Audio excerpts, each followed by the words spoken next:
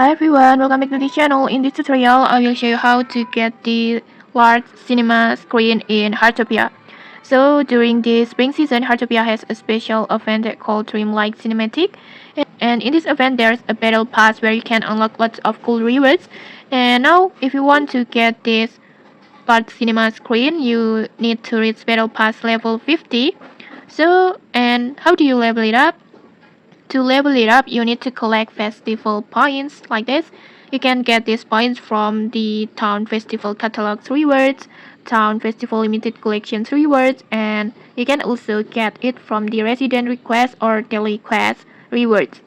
And after that, just keep doing the event tasks and claim and collect all the festival points. And once you finally reach level 50, you will get this large cinema screen furniture recipe. And after that, you can just go to your workbench and you can just craft it anytime. And okay, that's how you can get this large cinema screen furniture recipe in Heartopia. If you found this helpful, don't forget to like, comment, and subscribe for more tutorials. Thanks for watching and see you!